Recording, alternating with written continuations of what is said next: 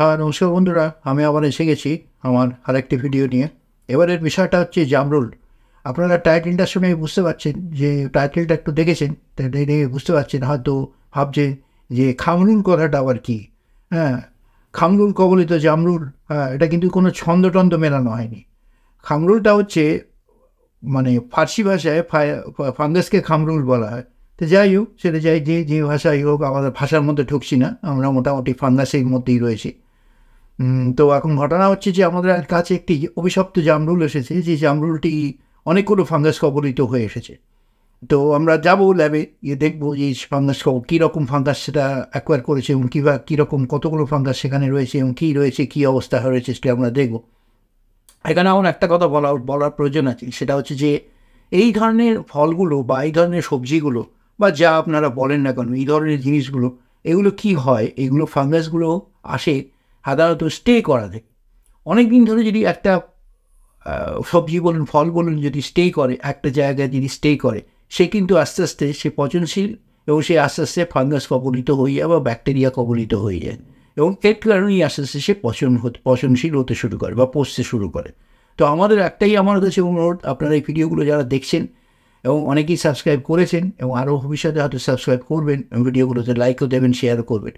এখন যে ঘটনা হচ্ছে, তারা প্রত্যেককে তাদের কাছে একটা অনুরোধ যে আপনারা যাই খান, যে কোনো সবজি, ফল, মূল সব কিনে আপনারা খেতেই পারেন, কোনো অসুবিধা নেই, নিশ্চয়ই খাবেন। হ্যাঁ, তখন সেগুলোকে একটু কেয়ারফুলি কিনবেন, এবং কিনবার পর বেশি দিন স্টে করাবেন না। আমার একটাই অনুরোধ, বেশি দিন স্টে করাবেন না। রেফ্রিজারেটর হোক, এমনি হোক, বেশি দিন স্টে করাবেন না, কারণ অলরেডি সেগুলো স্টে করেই আপনার কাছে আসছে। তার দ্বিতীয়বার আর সেগুলোকে আপনাদের কাছে আর স্টে করাবেন না। আর একদিন দুদিনের মধ্যে সেগুলোকে খেয়ে ফেলবেন, তাহলে কিন্তু আপনাদেরই একটা বিপদ ঘনিয়ে আসতে পারে। এই ধরনের সবজিগুলো যদি আপনারা খেতে শুরু করেন, আপনারা হয়তো ভাবছেন, ইস, এতগুলো টাকা খরচা করে কিনে আনলাম, খেলাম না, এখন পচে গেছে, খেয়ে নিই এগুলো। না, এইগুলো করবেন না। এগুলো করলে কিন্তু আপনারা আরও বিপদে পড়ে যাবেন।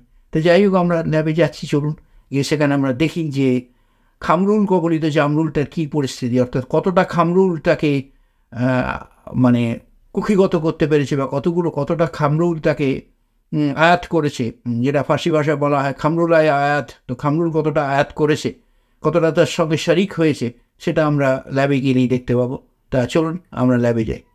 এই পর্যন্ত।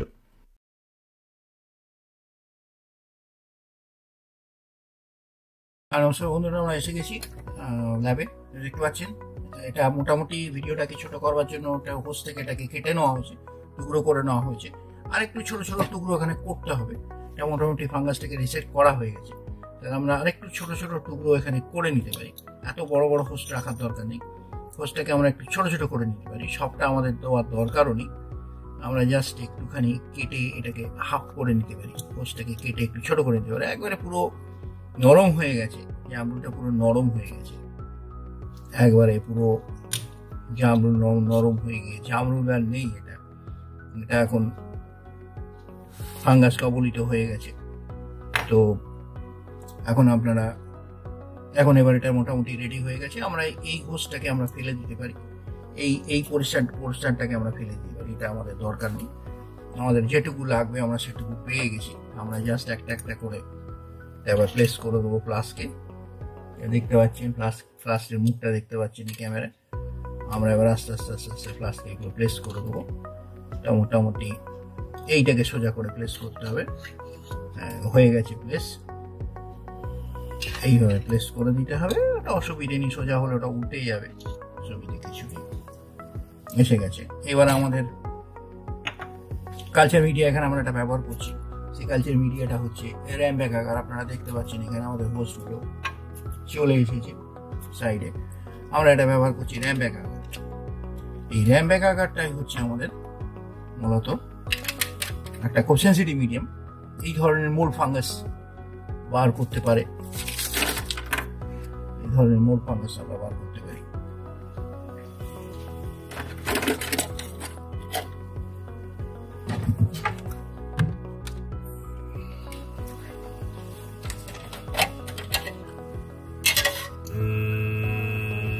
এটা বেশ ভালো রকমই লাগবে, দেখা যাক কতটা লাগে।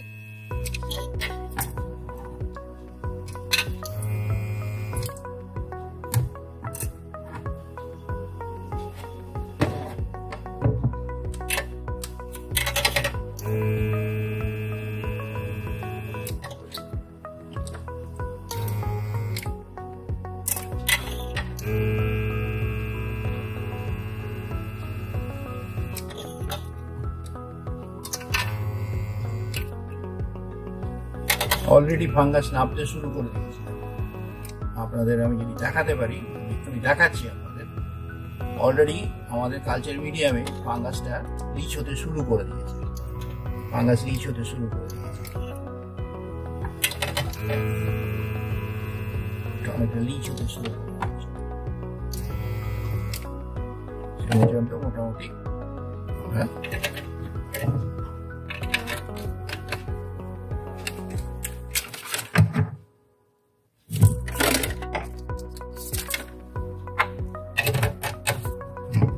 আমাদের কাজ হয়ে গেল। আমরা এবার এটাকে চেক করে নিলাম একটুখানি, just to make sure the cover, ফালসে মিডিয়াটা যদি কভার করে যায় ফাঙ্গাসের উপর, সুন্দর শেকিং হলো।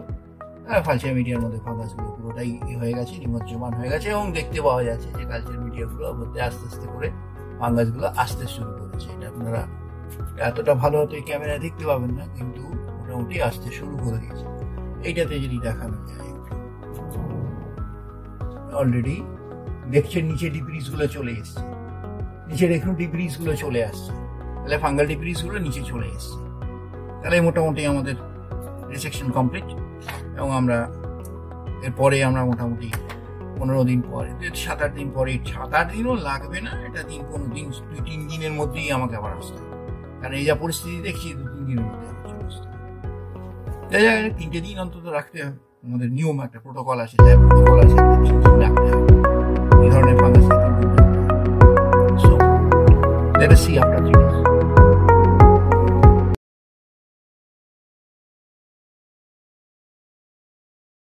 নমস্কার বন্ধুরা, আমরা এসে গেছি প্রায় 6 দিন পরে এসেছি আমরা।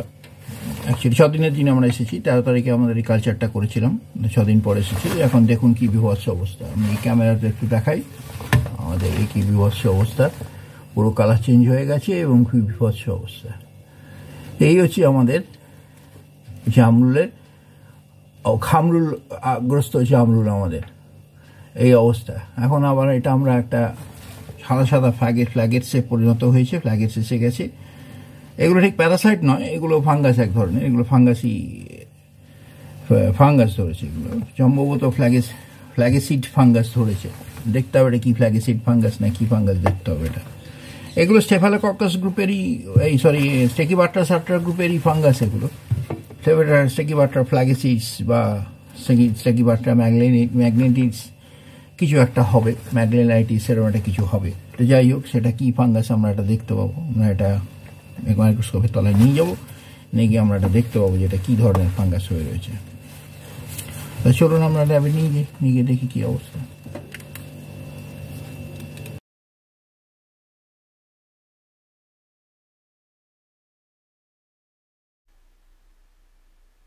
আচ্ছা, আমরা মাইক্রোস্কোপের তলায় এখন জামরুলের ফাঙ্গাসটা দেখতে পাচ্ছি। এটা একটা স্টেকিবাট্রা সাট্রার একটা ফাঙ্গাস। স্টেকিবাট্রা সাট্রার অনেক রকম ফরমেশন আছে, তারই একটা মোল্ড আমরা দেখতে পাচ্ছি। এটা সম্ভবত স্টেকিবাট্রাসের একটা সম্মিলিত রূপে এখানে একটা বড় কলোনি আমরা দেখতে পাচ্ছি।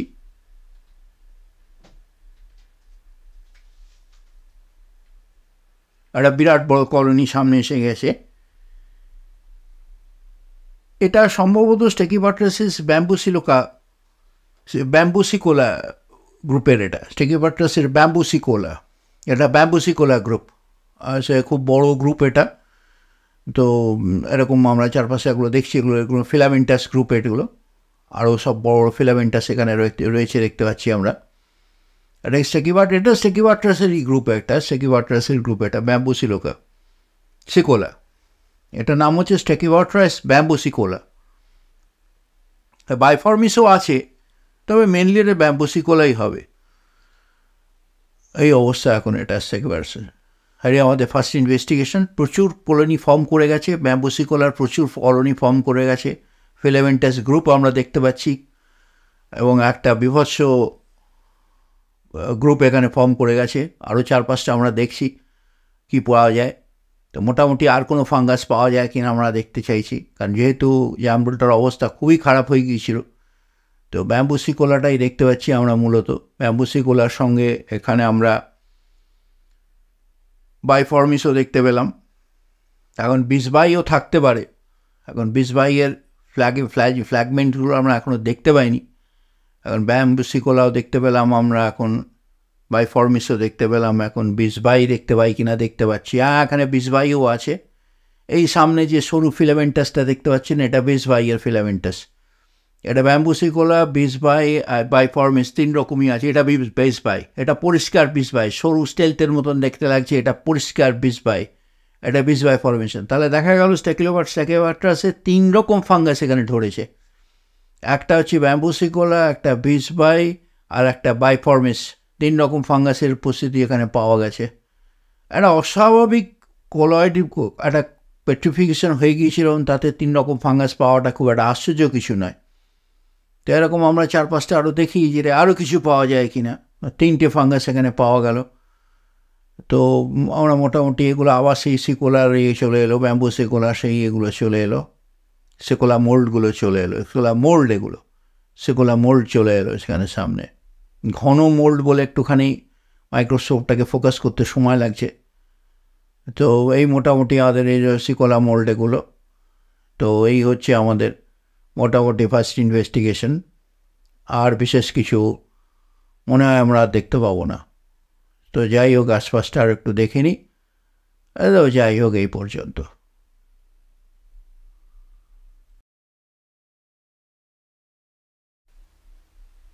আচ্ছা, আমাদের সামনে ফ্লোরেসেন্স ইমেজটা এসে গেছে। এটা স্টেকিওবাট্রাস আট্রা পরিষ্কার দেখতেই পাওয়া যাচ্ছে। মেনলি স্টেকিওবাট্রাস আট্রা আছে, এবং স্টেকিওবাট্রাসের অনেক রকম ফর্মেশনগুলো এখানে আমরা 3 রকম ফর্মেশন যেটা আগে দেখিয়েছিলাম সেইগুলোই রয়েছে এখানে। এখানে মেনলি স্টেকিওবাট্রাসের যে ছোটো ছোটো ছোটো ছোটো দানার মতন যে জিনিসগুলো দেখতে পাওয়া যাচ্ছে, একটু বাদই ভালো করে দেখতে পাওয়া যাবে। এটা পুরো স্টেকিওবাট্রাসের ওয়েব ব্যাগটা, পুরো স্টেকিওবাট্রাস ফাইব্রিসের ওয়েব ব্যাগটা পুরো। এটা ফাইব্রিস, এটা স্টেকিওবাট্রাস ফাইব্রিসের ওয়েব এটা। তো মোটামুটি এই ছোটো ছোটো ছোটো ছোটো দানার মতন আশপাশে দেখা যাচ্ছে, ওইগুলোই হচ্ছে অ্যাকচুয়ালি স্টেকিওবাট্রাসের মাইক্রোপোরস। ওর মধ্যেই মাইক্রোটক্সিনসগুলো আছে, এবং প্রচুর মাইক্রোটক্সিনস আছে, যেটা আমরা এরপরে ডেইলি অ্যানালিসিস করবো। আর প্রচুর মাইক্রোটক্সিনস দেখতে পাওয়া যাচ্ছে। এটা মেনলি স্টেকিওবাট্রাস আট্রারই গ্রুপ, একটা স্টেকিওবাট্রাসের গ্রুপ এটা। এগুলো শুধুমাত্র ফলে নয়, ফল সবজিতে নয়, এগুলো অনেক সময় ঘরের দেওয়ালেও এগুলো দেখতে পাওয়া যায়, খুব ড্যাম্পি দেওয়ালে এগুলো দেখতে পাওয়া যায়। এবং এইগুলো সবজি, এই যে ছোটো ছোটো সবুজ সবুজ যে ছোটো ছোটো স্পটের মতন দেখতে পাওয়া যাচ্ছে, ওইগুলোই হচ্ছে মাইক্রোস্পোর। ওইগুলোর থেকেই মাইক্রোটক্সিনগুলো রিলিজ হয়।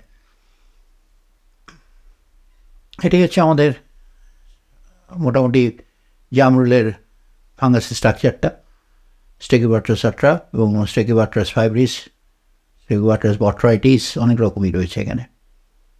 তাহলে এই পর্যন্ত ফ্লোরেসেন্স ইমেজ।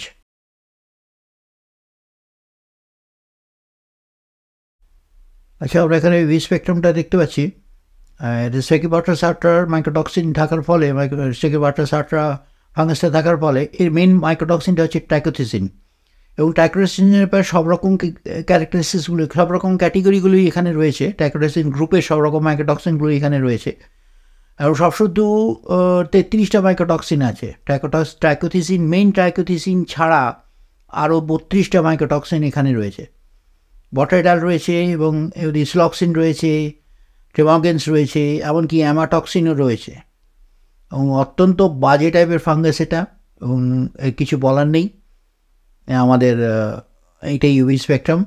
তো সুতরাং এটা খুবই ক্ষতিকারক মাইক্রোটক্সিন। এই ধরনের ফল খেয়ে ফেললে, ভুল করে খেয়ে ফেললে খুবই বিপদ হওয়ার সম্ভাবনা আছে। এটুকুই বলার আছে, আর বিশেষ কিছুই নেই। ভিডিওটা এখানেই শেষ করছি। নমস্কার।